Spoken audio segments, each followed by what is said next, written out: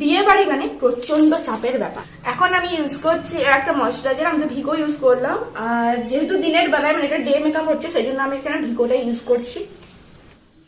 Use করছি আমার সেই ফেভারিট প্রাইমার, ইনসাইডের প্রাইমারটা। চলো ইউজ করে নিই। ইউজ করছি ল্যাকমির এই ফাউন্ডেশনটা। গায়ে হলুদ খুব তাড়াতাড়ি আসে, আর সেই জন্য খুব তাড়াতাড়ি করেই রেডি হতে হচ্ছে। এই আমার একই জিনিস দিয়ে মানে লিপস্টিক দিয়ে আমি এখানে ব্লাশটা করে নেবো। তো চলো, তো গালগুলো তো লাল টমাটো করে নিয়েছি। তো এরপর এই আমব্রেলা সানস্ক্রিন পাউডারটা, যেহেতু আমি এটা ডে মেকআপ করছি, পাউডারটাকে একটু বেশি লাগছে। তো গায়ে হলুদ আছে সকাল 10:30, মানে তার মধ্যে থেকে রেডি হয়ে যাবো মাসির বাড়ি।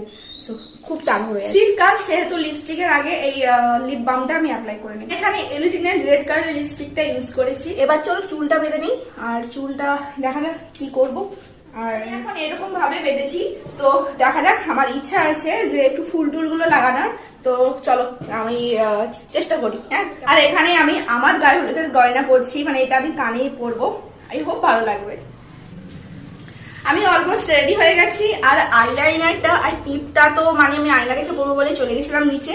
সো চলো এবার একটুখানি ব্লাশ ইউজ করবো, তারপরেই কিন্তু একটুখানি মানে হাইলাইটার ইউজ করবো, তারপরেই কিন্তু রেডি হয়ে যাবো। কেমন লাগছে বলো? আমার তো হেভি লাগছে নিজেকে দেখছি। তো আমি কিন্তু রেডি। আর এইটা আমি যখন কলেজে পড়তাম তখন নিয়েছিলাম। এই কি বলে আমি নামটা জানি না। তো মোটামুটি আজকে ফাইনালি দাদার বিয়ের লুক।